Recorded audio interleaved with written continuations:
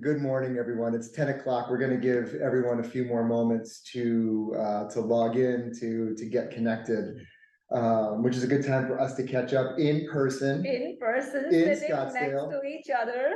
It's weird because we have these, look at the screen. It's like my hand, I don't know. It's bizarre. Welcome to the OWL Technology and welcome to our Q4 2023 Capital Markets Outlook. Again, thank you again for joining us and tuning in. We are recording this. Oh, just wiped away. So we are recording this for those of you that want to watch it a second or third time. We know you're out there. And for those of you that want to share this with friends and family, we welcome you to do so.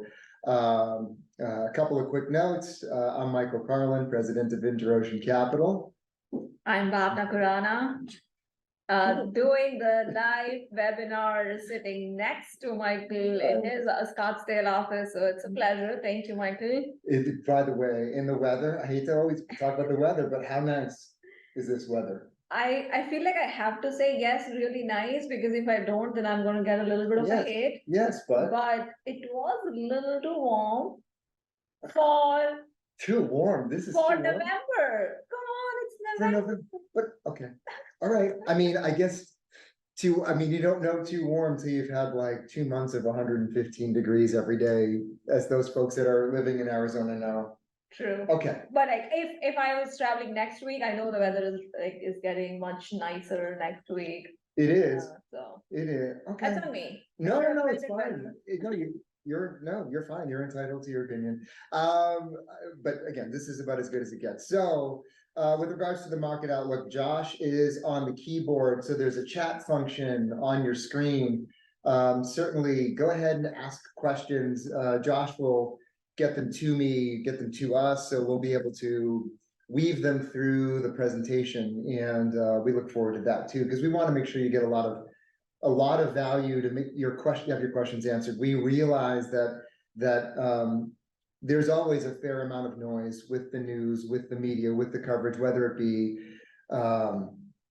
trouble overseas, whether it be kind of we're going to talk a lot about it, the conflicting reports that you may read and see on articles and TV. So this is your time to understand what the raw data says, what we see, what we're looking at, and how we're making decisions with client portfolios to navigate through this difficult time.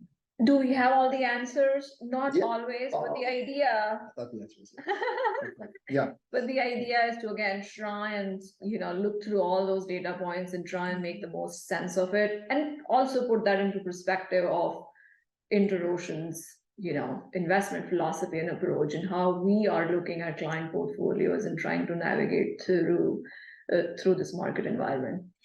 Yeah, I'm going to go ahead and share my screen. With any luck, this will work, which will be great.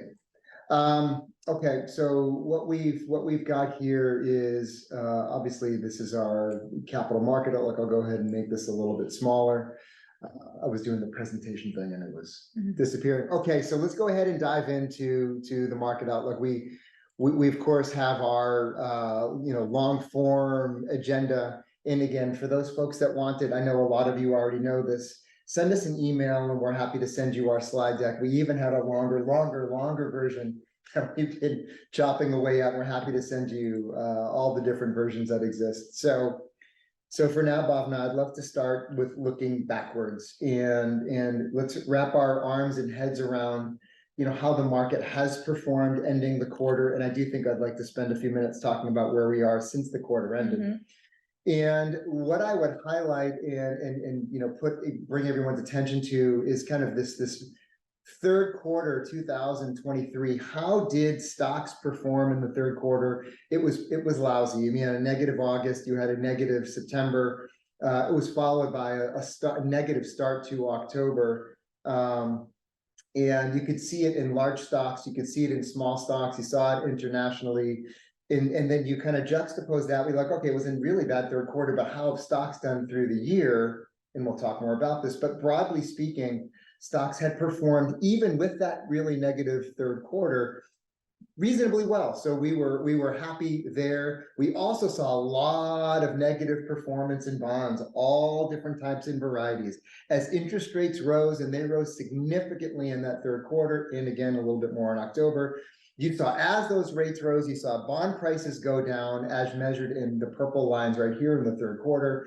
And you started to see negative bond performance again this year. I mean, on top of 21, on top of 22. Yeah, third consecutive years. I know, it's wild. So you know, I'm not super thrilled about that. We're going to talk a little bit more about that real quick in a second. So, but before we want to get like the ticker tape parade celebrating the market's performance, there are, you know, if your portfolio is super broad and you have all these big broad benchmarks, you don't have any specificity, your portfolio, if it was too broad, may not have looked all that great. I mean, look at the S&P 500 equal weight index, which is flat through the end of September, compared to the S&P 500 index itself, which was up 13.7. And you'd say, well, I don't understand.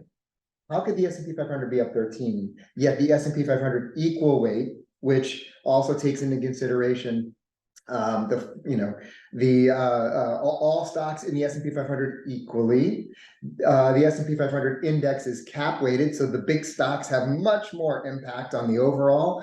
But look, this is it, and we're going to talk more about it. You're going to get into more specifically, but the Magnificent Seven, which we'll talk more about, was up 95% through September. Insane. And again, you know, that's the title of this slide. It was such a wildly unbalanced market this year. Like you said, if a client portfolio was more broadly based on an index, the performances and didn't have a specific theme, because all this year has been just one specific theme. And those Magnificent Seven stocks, you know, which includes Apple, Microsoft, Google, Amazon, Nvidia, Facebook, and Tesla. Like, if you didn't have any of those in your portfolio, your equity performance for the year did not look anywhere close to what the broader markets have done. I think I just made it better.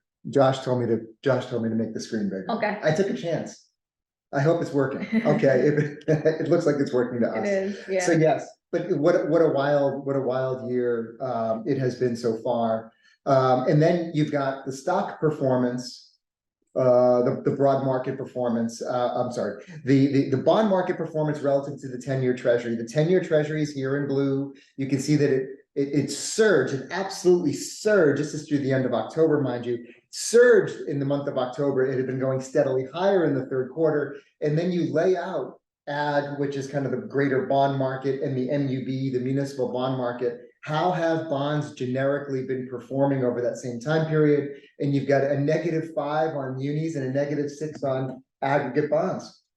So the story just continues to get more difficult as those rates have risen. Bond performance has gotten crushed. Yeah, and again, you know, that's been a continuation of the trend that we've seen in the bond segment of the market over the last couple of years. So again, another reminder that when the market environment gets tough, you also start to see that correlation between the bonds and the equity side of your portfolio starting to come under a lot of stress. It does, because people think, Bhavna, that, you know, all I need to do is invest in stocks and then bonds, and I'm diversified. The bonds are going to be the conservative point of my portfolio. So when things get messy, the bonds will go up, and then when things are good and the economy is growing, then the stock portion of my portfolio will grow. But we've seen this now time and time again, where we talk about correlation, these things moving together. We're seeing an awful lot of, you know, as the stock market dropped 10%, there were bonds dropping along step with it. Absolutely. And then I think we're going to talk about that a lot more in the presentation that's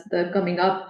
But goes back to the point of when you're looking at the broader markets, you know, the idea of doing something broader doesn't always work. And again, for example, if you didn't have a particular theme this year, you just kind of were left out for the most part. Yes, if you didn't have the Magnificent Seven, you're toast.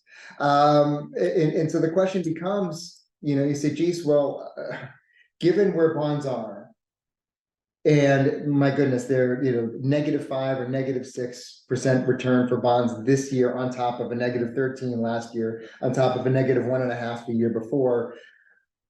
is that enough? Is that done? And I would say that, you know, again, the interest rate story isn't quite done, and we have a lot more to talk about with regards to that.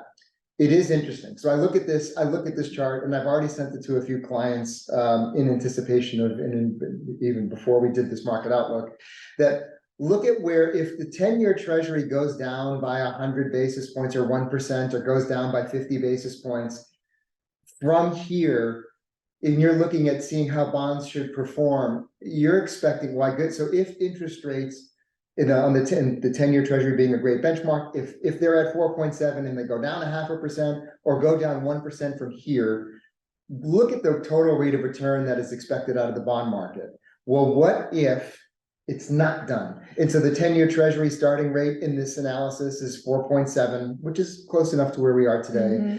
And what if interest rates go up 50 basis points on the 10-year treasury, or up another 1%? Now, 5.25 is about as high as I've seen kind of the 10-year treasury realistic estimates. I haven't seen anything at 5.7%. But what I'm seeing, Bhavna, is that interest rates have come high enough that bonds are at least paying enough to be able to withstand, even in the event that we get some real negative interest rate news on bond portfolios. So maybe this is the time, if you're going to put your toe into bonds to some degree, there's some degree of safety right here.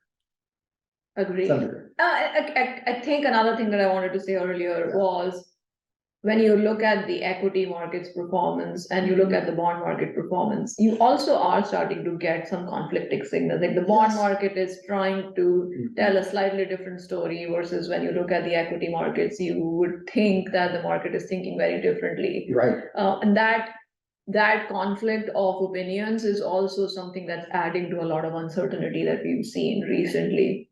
Yeah, and that uncertainty has been translating into real negative performance. I was going to go full screen, but I'm afraid to hit full screen.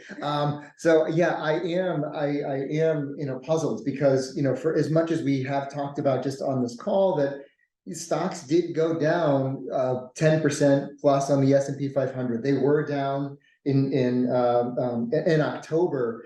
On the tech side, down 12%. You had small cap stocks that were down even more than both of those.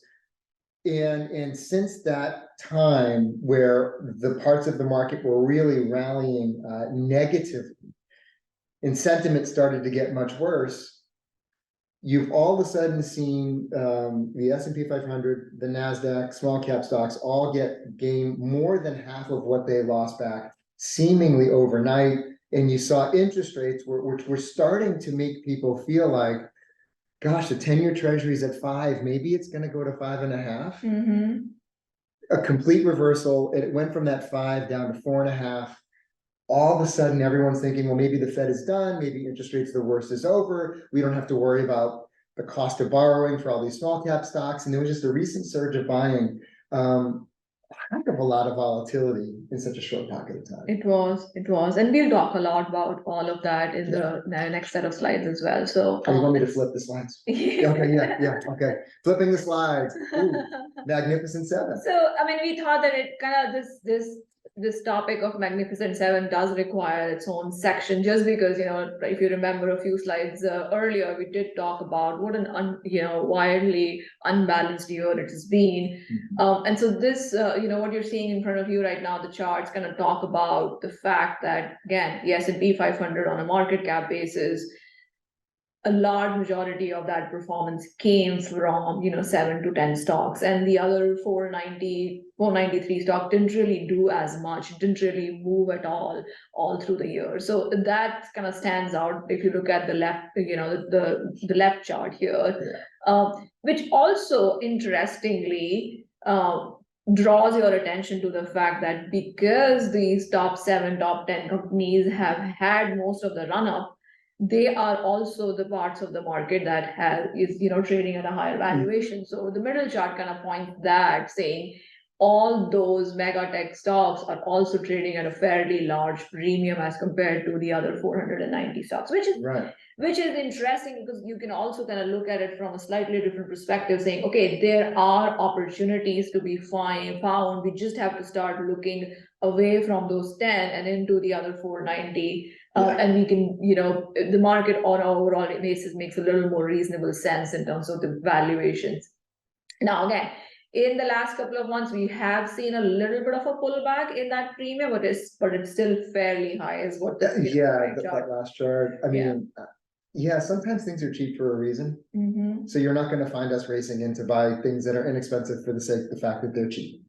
There's a lot of work and due diligence that goes into when we're, creating our portfolios. We're not just, the bottom 490 stocks are inexpensive. They're only up 1.8 and the rest of the market is up 11. When do we make that switch? And we've started to very gradually put like some equal weight indices and things like that. Right. So there's definitely opportunities and windows of opportunities that are opening up in that context. And again, why did those top 7-10 companies have dominated the market performance this year?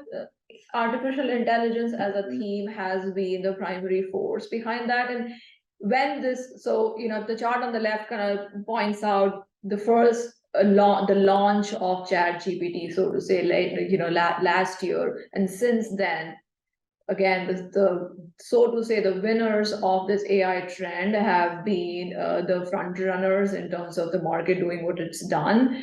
But along the way, we are starting to realize who are the true winners and the true losers of this trend. And we're still in the early stages because, again, the technology itself has a lot of potential, but, we're still figuring out the ways to monetize it and what would truly be the effects of the technology on businesses as a plus and a lot of businesses as a negative too, because, again, it's in a sense may revolutionize a lot of different business models eventually. This reminds me exactly of the market of the late 90s into the 2000s, early 2000s, where the thought was the internet is going to fundamentally change the way consumers consume. It's going to change the way businesses sell.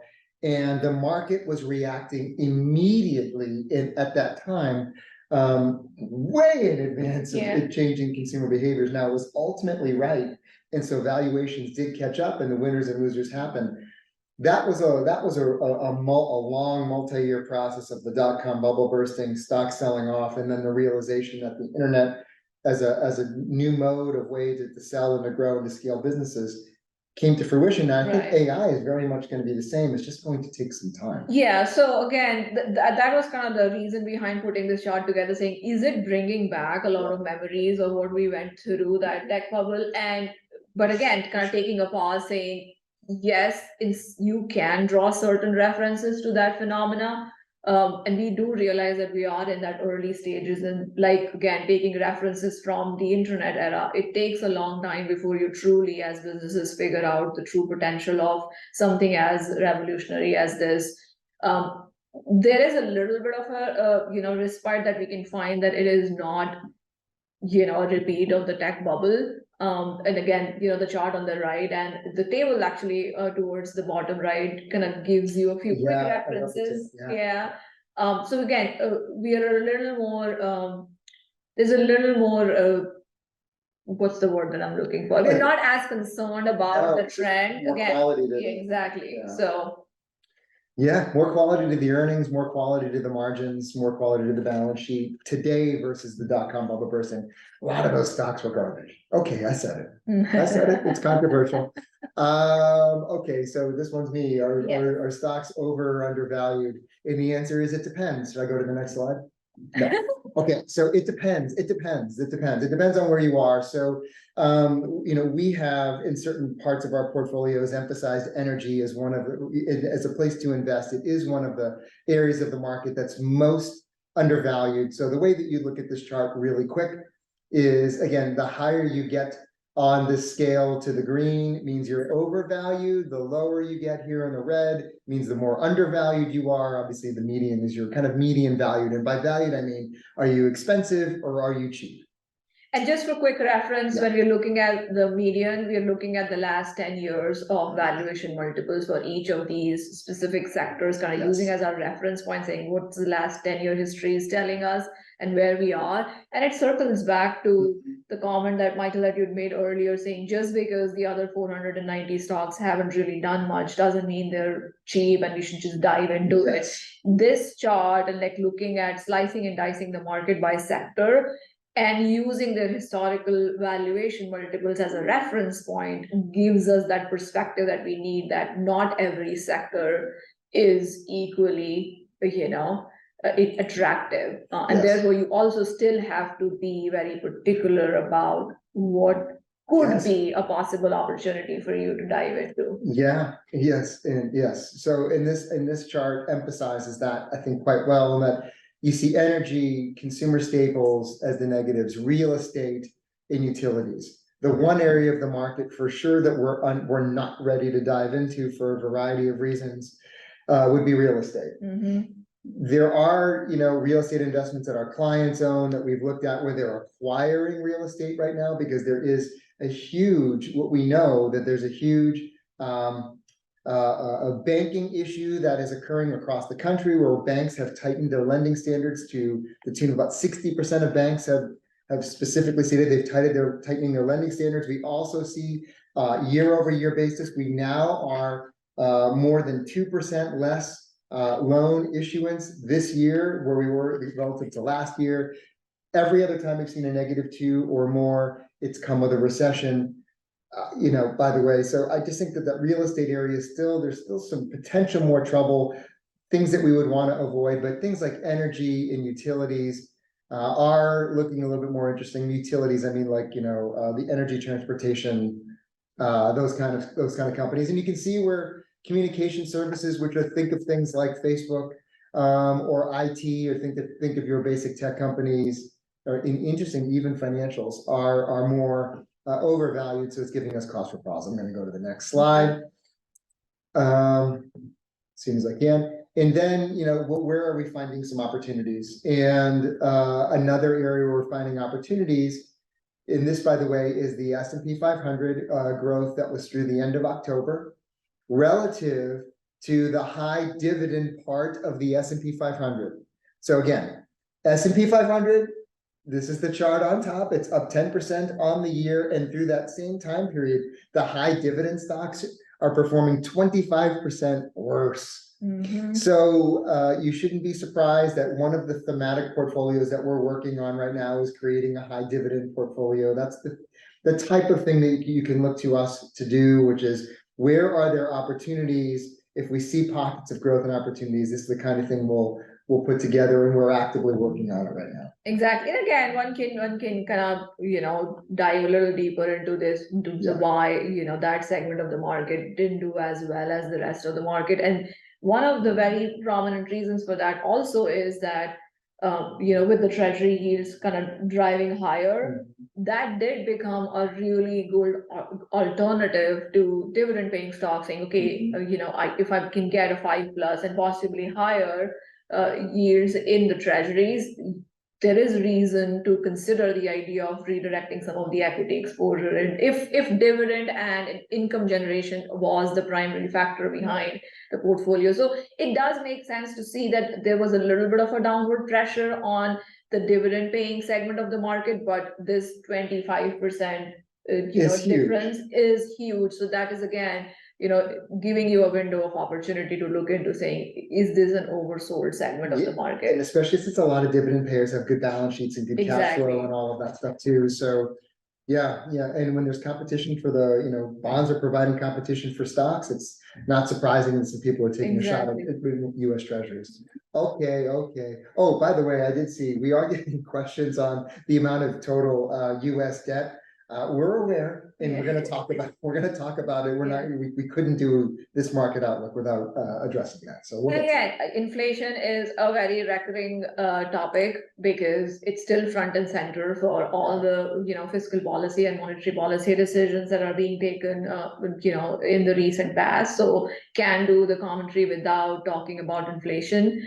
Last week, the Fed's comments, there was one interesting segment of it wherein, the Fed chair spent a lot of time trying to set expectations with the market that the future inflation readings Right. will be lumpy. Mhm. And that's something that, that is their base case scenario. And again, just because the inflation readings in the next few months may be higher than what they were in the last few months doesn't necessarily mean that we're getting away from the big target that we have towards reaching towards Right. 2%. We know it is never a smooth and a linear path trying to get inflation under control. There are a lot of ups and downs, but here's this chart, a slide that kind of reminds us there are at least 4 good reasons for us to not, as a market and as investor, not panic about inflation. And it is to be expected that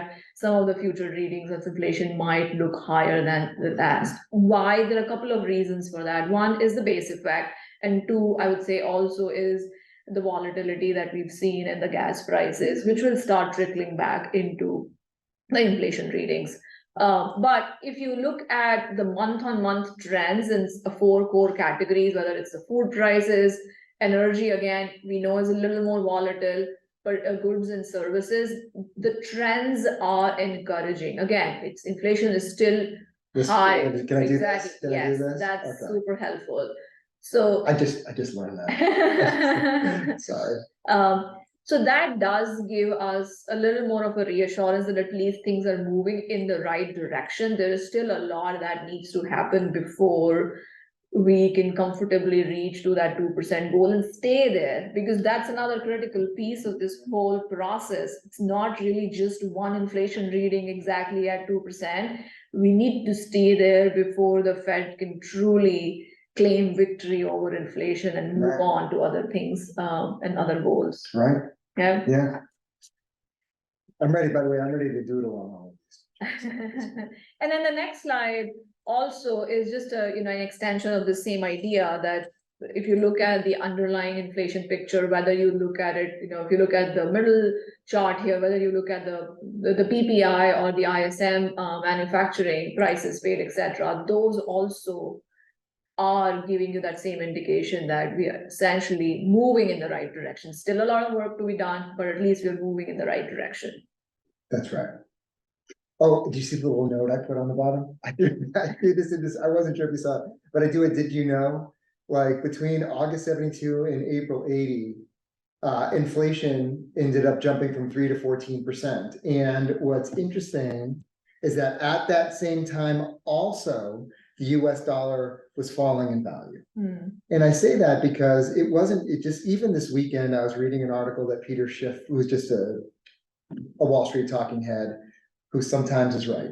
He was talking about inflation is going to be higher for longer, so buckle up and get ready. And then he's pointing to kind of like how the US dollar had fallen and what that did to inflation. And we do agree that there is some linkage there. And the US dollar has slipped just a little bit, so we're not quite panicked yet, but we are watching it. Yeah. Peter, that was neat. Did you know? I did not know. I was like, I know, I put it in there and then anyway, okay, well, we're gonna go to the, one of my favorite sections, and it's always the consumer. And let's not forget why. And for those of you that have been listening to this since 2007, you'll already know this, but since we were doing the market outlooks, is that consumers are making up somewhere between 2/3 to 70% of our total economic output. The government makes up about 10% of economic activity. Businesses make up about 20% or so. So that's your whole pie. So as the consumer goes, so goes the US economy. So it's incredibly important for us to pay attention to that. Now that I'm drawing, by the way, I have a feeling I'm going to use this a lot.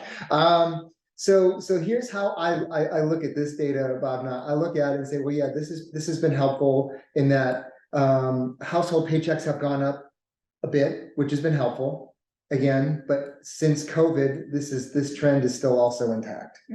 So it's been kind of a less impressive wage situation since COVID. I realize there's been a little perk up.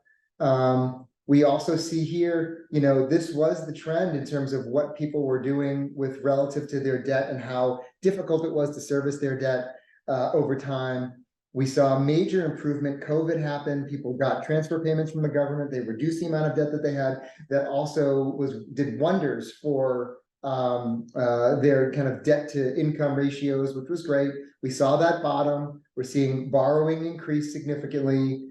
I'm afraid though that when we see student loan come back in and we see some of the new credit card data as that starts to filter in, and the new car loan data and the new mortgage data, I think that over time we're going to see this number perk up a little bit.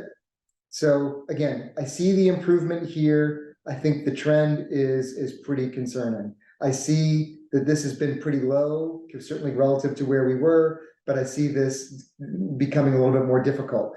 The folks had a lot of cash on the balance sheets that they were using to help make sure that they had money to go out and spend, but we're seeing those liquid assets change meaningfully. I think when you get the newest numbers as of this month, we'll be right back to where we were, right back to trend, which again is kind of a net negative sign. And again, we're seeing a little bit of difficulty with the job market in the latest job data. There's a lot that I could go into with that, but just broadly speaking, we're seeing the job market soften a little bit, and that's not helping a ton with wages. It's not going to help consumers a ton. So as we're looking at each of these data points, it's a little challenging. So when kind of rounding out the consumer, what we look at is consumer confidence, and this chart is so misleading because what it shows is that consumer confidence has improved. If it was further out, you'd see the consumer confidence used to be way up there. Okay, but we understand consumer confidence has been a little bit higher, certainly as of late. We've seen kind of consumer spending be pretty consistently good, but here's the issue is that yes, we saw this is what was expected in March of what economic growth would be. That changed from March to September. It was like, wow, we got way more consumer spending than we thought we were going to get, and the economists of the world were very surprised. It translated into really strong economic output in the third quarter. Was up, what, 4.9%? Yeah, that number needs a special mention right there. It does. Yeah, it was wild. it was. And so that was that was great. So the chart before the slide before and this slide, I think does a wonderful job answering how did we get a 4.9% economic output quarter? How did that happen? And this is how it happened, but it has no bearing on what future quarters will look like. That's, so that to me is the greater concern, because look, I still know, and there's more data sets. This is just two. Credit card rates have never been higher. This is 10 years worth of how much credit card interest is charging. I mean, this is almost double what it used to be. In mortgage rates, they did touch that 8% rate. It's backed off a little bit since then, but mortgage rates are way up, credit card rates are way up, car borrowing is way up. So I am concerned about anything that you need to borrow to buy being challenged, which is a decent part of our economy. And thus, I would say that the consumer is a little bit weaker for all of those reasons going forward compared to where we've been. Correct. And then the only thing that I would try and remind all of us, including ourselves, is that was the intended effect of raising interest rates. Mm-hmm. That is the true concept of trying to tighten the economy, exactly right. Raise the cost of capital, and that starts becoming more and more prohibitive in every area of the economy and the corporate world. So it won't be surprising to start seeing that consumer health, yes, kind of losing the glory that we've seen in the last few quarters. For sure. But it is all well intended, but again, you don't want to engineer slowdown, but sometimes you do. That's kind of part of the economic cycles. Runaway growth is not good either, because then you have runaway inflation. And well, let's go to the next, because let's get to that. Remember the whole 33 trillion. We see it. We're going to talk about it right now. Absolutely. Yeah, no, we have to talk about the debt levels. We have to talk about the treasury issuance that's coming up. So for instance, here is an interesting fact that almost 31% of the US treasuries is coming due for maturity in the next 1 year. So that explains a lot of the new treasury issuances that is coming and will be coming in the market. again, taking a quick step back and looking at the treasury issuances, the national debt, and this whole idea about wanting to create tightness in the economy, this all of this operation kind of goes hand in hand and has so many overlapping effects on what you're trying to do eventually. For instance, look at these charts here. The net interest outlay on the debt that's being issued, and it has to be issued because there is a lot of spending still happening in the economy. Again, taking a quick reference back to the 4.9% GDP growth, we're still in a pretty good growth mode. But with the new treasury issuances coming up, we've also started seeing the effects of that on the balance sheet in terms of the interest payments that need to happen on those treasuries. For example, look at the chart on the right. That interest outlay as a percentage of tax revenue, and look at the CBO projections. That looks scary. Yes. And so that the CBO projections multi-decade scary. Multi-decade scary. So again, when you're talking about treasury issuances, when you're talking about national debt, you also have to wrap your head around saying these are going to be such long-term implications of all these decisions that are being made in terms of new issuances coming up. For instance, the treasury thinks that it would need to borrow about 776 billion this quarter and another 816 billion next quarter. Those are big numbers, and it again, we probably have to say the total debt number out loud to. We almost have to say 30, it's 33 trillion, but we almost have to say 34. Yeah, 34 trillion. And again, unless you say it out loud, you don't realize how ginormous that number is. And again, how it affects very long-term implications for the economy in terms of what the spending would need to be in terms of just keep meeting that expense of that higher cost of capital. Can I bring up a thing from this morning in investment committee? We went through a chart that talked about tax revenue or tax receipts. I happen to know some CPAs really well, married to one. And so tax revenue relative to where we've been, it was like down 10%, the tax revenue, which by the way has happened before, but it hasn't happened before when we're not in a recession. And so when you're looking at tax revenues that are probably going to be less than even the CBO expected, this chart may even look worse. Yeah. All right, well, how's that? Okay, good news. All right. Next one. Next one is again interesting perspective on we know that foreign ownership of treasuries is an important consideration generally speaking, but if you look at the most recent treasury issuances, it also puts into perspective that the foreign holders of treasuries, that actually is shrinking because that foreign ownership cannot keep up with the new amount of treasuries that are being issued in the market. So there is definitely, the question comes back saying, okay, who is buying all these treasuries now? So the foreign participation is still there, but not as much. And a lot of the recent demand that's coming in is domestic, actually. So pretty interesting. There's kind of like that treasury issuance going up here, and then the foreign buyers are going down. So we know who the buyers are. It's us. It's us. We the consumers. We the investing public. So the question then becomes, all right, wow.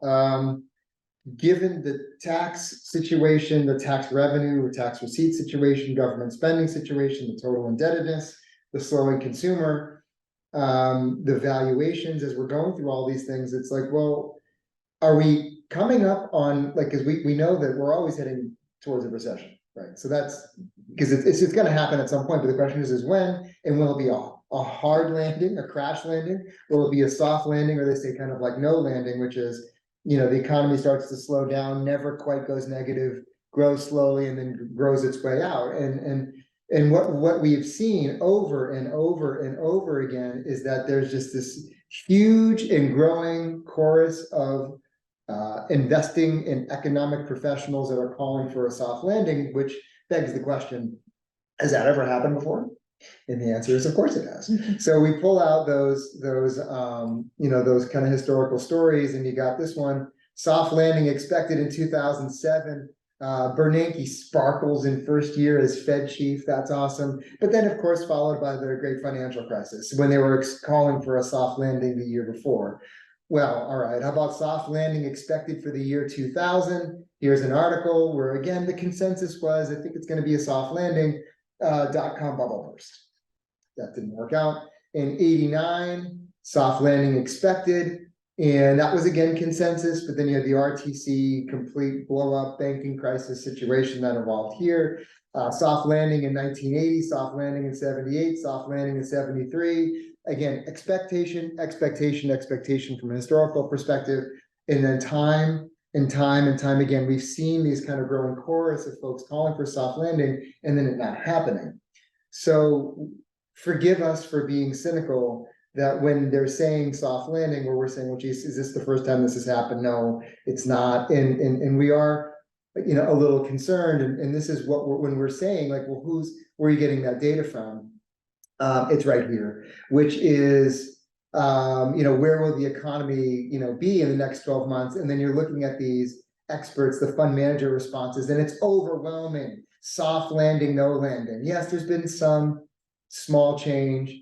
You know, we've seen some increase in people calling for a hard landing, but by and large, it's been like, no, things will be fine. And then will there be a fourth quarter rally? And it's yes. There will be is kind of the general consensus. Well, what will the problem be when we have a credit event upcoming? And folks are looking for, you know, the commercial real estate part of the market, which you know, again, some were starting to fear it might be the Chinese market, but maybe that's not quite happening. And then you case after case after case, you're just seeing these folks pile on that things are going to end up being okay. And the reason why that's an issue is as follows. I think that, again, we've talked about this in prior market outlooks. We'll talk about it again. This is the leading economic indicator chart here. I'm just gonna go ahead and highlight that. And you're seeing where we are, you know, in this, we're pretty significantly negative, where normally when you get leading economic indicators that are this negative, it comes with this gray bar or recession. We haven't quite seen it yet. And when you're talking about a harder landing, what that ends up translating into is it's if we have a hard landing, it's one of these kind of lose big scenarios, as opposed to it's a soft landing and you end up having a win big scenario. And look at where we are in the data set. It's right in the middle. It's right in the middle. Yeah. I don't know. I mean, there's a lot to talk about. Makes it easier, right? It's never easy. But this is where, you know, again, I'm not surprised to see the market rallying because you know, we haven't yet seen the formal prints. The only prints that we have seen have been for really good economic output. But I don't know about now, you know, I'm starting to see there's enough in there that's challenged that it gives me cause for pause. Absolutely. So is the Fed gonna pivot, or are they gonna maintain? They are definitely trying to remind the market that it is higher for longer. Yes. And then the market needs to have patience with them while they continue to stay data dependent and, you know, make the next set of decisions for the economy. And again, you know, even going back to those headlines, the historic headlines we looked at about soft landing, Yeah. I do want to be a little more empathetic to them and say, you know, when you are in that position and you're trying to, you know, try and bring this huge big ship to turn just the right amount so that you can change directions without causing any damage. It is a difficult task. And when you are setting yourself up for a task like that, at least you want to, you know, start with the perspective that I would like to get this right. So yes, if you don't aspire for a soft landing, you're definitely going to have a hard landing, right? So in that is really true. It's true and a really good way to look at it. Right. So at least, you know, we have to kind of give them some encouragement saying, okay, let's try for a soft landing. Should we be pinning all our hopes and wishes on it? Maybe not. That's where, you know, we as investors need to be a little more realistic. Think it would be great to get a soft landing, but should we be redesigning our portfolio, assuming that it's a done deal? It's not. And then all those, you know, references from the history remind us that was always, every time we were in a position like that, the intention was to do a soft landing, but it hardly works out that way. Yeah, I mean, it's like the Federal Reserve trying to gently finesse in kind of, you know, finesse the economy with all of its truly limitless data points, and they only have this interest rate and money supply club to do it with, it's hard to create that finesse with such a blunt instrument. Right, and again, if you're data dependent, a lot of that data comes with different layers of lags, so it is big, it ultimately what the Fed ends up doing is what's, shown on this chart here is they keep tightening the economy until something breaks, because that is the true signal saying, oh, we overdid it, we pumped the brake a little too much. And How do you know until something breaks? the realization most often happen after the fact, after it's done, is when you say, okay, oh, we shouldn't have gone that hard Right. on the economy. And this chart is a good reminder of that, saying it has happened again and again and again in the past. And again, I want to be a little more sympathetic to the Fed's job here. It is a really difficult job. Yeah. But this gives us the perspective saying the chances of them getting it right are really, really low. And they tend to keep hiking until to overshoot. Yeah. And so what this really, and what I think this chart also indicates is that keeping those rates higher for longer, you begin to understand which firms, which organizations borrowed too much, leverage themselves too much, and then they weren't able to, because their forecasts were saying, oh, well, we'll go ahead and run our business model assuming we can borrow at this rate, and then our profits will look like this. But the rates higher for longer will inevitably end up changing those dynamics. And again, those firms that are borrowed too much could be in trouble, which I think is part of the reason why small cap's been so volatile, because there's been that expectation that small cap will break. Right, and again, with the cost of capital rising and, we having a different a venue to go to for yield, that also puts that general pressure on the equity market, saying we expect more from you as markets, and in terms of the premium that you should be generating for the extra risk that associated with equity. So there is that undercurrent of just higher expectations. The next, for example, even so far, I'm sort of deviating a little bit from the topic that we are, but for instance, this quarter, so far into this earnings season, more than 80% of the S&P 500 companies have reported. And the general theme so far has been crushed it on the bottom line, not so much on the top line. Reason, because, the price rises that happened because of inflation from last year are still lingering on. And the corporate US has done a pretty good job at controlling costs. So they're sitting in that really sweet spot right now, wherein the overall revenue is doing okay, but the profit margins are looking great. But they would probably not get rewarded as much from the market for that, because at the end of the day, revenue growth also is really critical.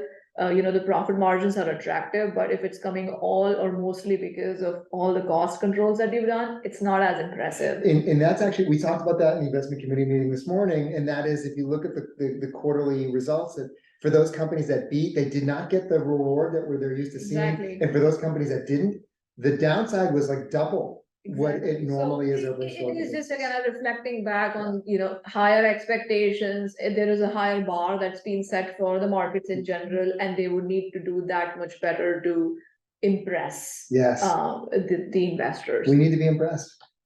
I like being impressed. Well, this has got a lot of data on it. It is, but again, I think that the bottom line here is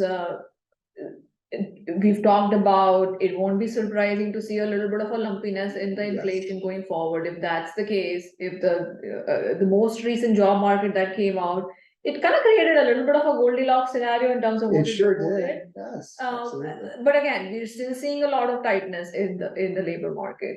The consumers are still going for now. There's a little bit of a slowness, but they're still going for now. So if those are the ingredients for the recipe, higher for longer, is a baseline assumption here. But the market's really expecting this significant drop to interest rates, say, oh, this is going to be great, and it's going to spur all this economic activity.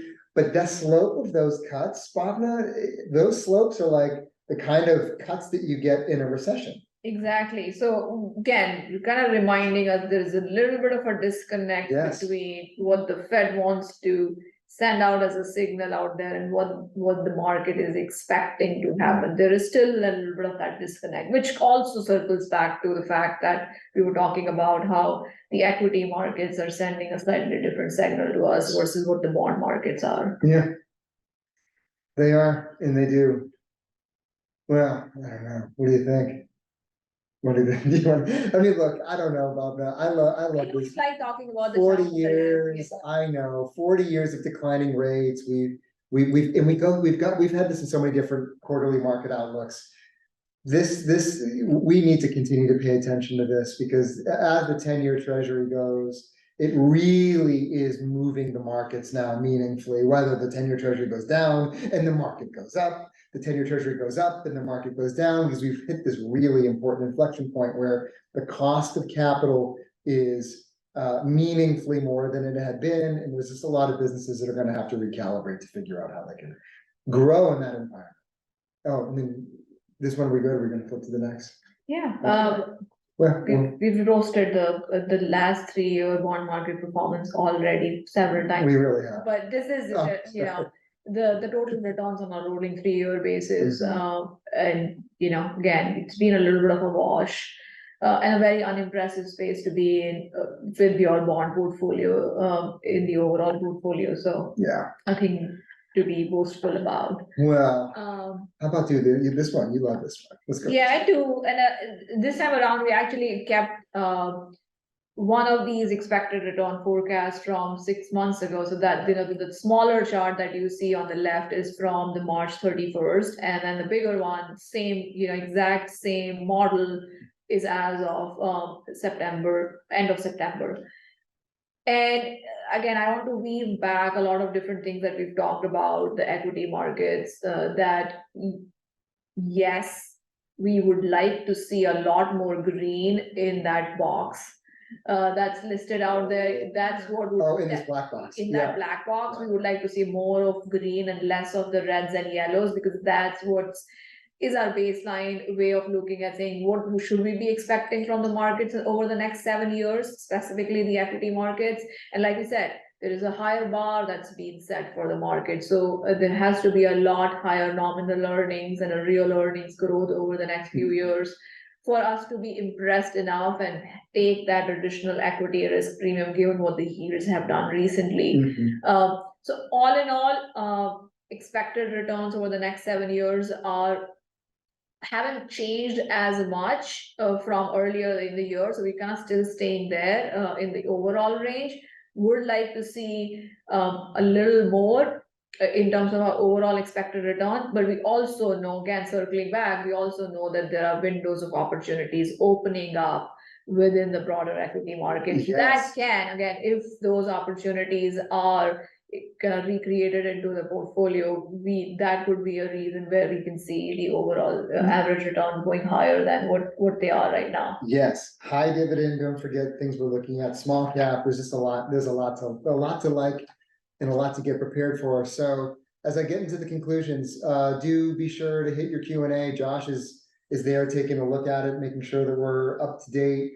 As you've got questions. So the conclusions, I mean, you know, Bob, a couple of different things that come to mind is that we keep talking about rates are going to be higher for longer. The concern that would cause folks would be that, goodness, I mean, those companies that borrowed too much, how is that going to hurt their businesses long term? We're watching it. It's something that again, the market is somewhat prepared for, but to a greater degree, and certainly more over time, I'm seeing that the market's expecting rate cuts sooner rather than later. So at some point, there's going to be some reconciliation there.